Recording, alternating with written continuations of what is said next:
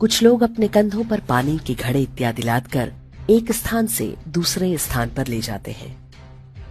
लाखों कांवड़ यात्रियों के लिए ये एक प्रकार की कड़ी तपस्या होती है।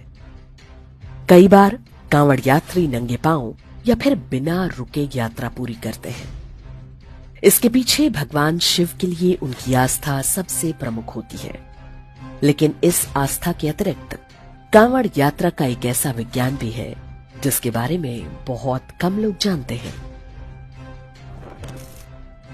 कांवड़ यात्री अपने साथ अपने गांव, पास पड़ोस के कुएं या तालाब का जल लेकर हरिद्वार अथवा गंगा नदी से जुड़े किसी तीर्थ तक जाते हैं।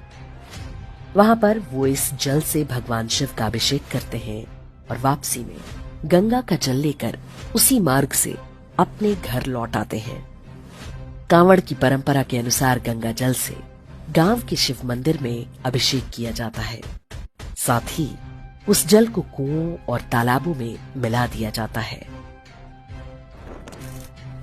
आधुनिक विज्ञान को सूक्ष्मदर्शी की खोज के बाद पता चला कि गंगा के जल में एक प्रकार के माइक्रोब्स होते हैं जिन्हें बैक्टीरियोफेज कहा जाता है।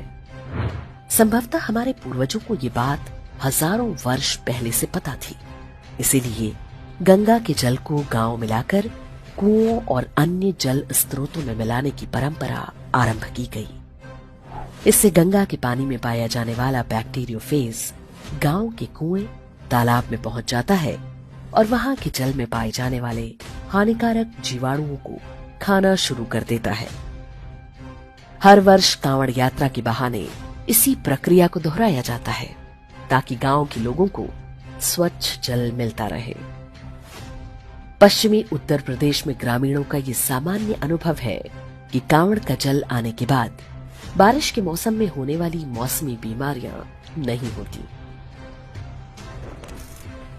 प्रकृति और पर्यावरण के संरक्षण का ये सनातनी तरीका है।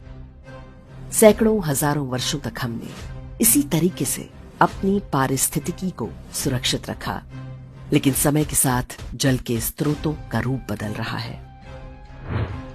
आज गांवों और नगरों में पहले की तरह कुएं, तालाब और बावड़ियां नहीं होती। बड़ी संख्या में लोग हैंडपंप, सबमर्सिबल या सरकारी सप्लाई का पानी प्रयोग करते हैं। ऐसे में भी कांवड़ यात्रा के उद्देश्य को पूरा किया जा सकता है। संभव हो तो कांवड़ यात्रा के गंगाजल को कुएं, तालाब इत्यादि में अवश्य मिलाएं, भले ही वहां का पानी प्रदूषित हो। कुछ मात्रा में गंगाजल, हैंडपंप और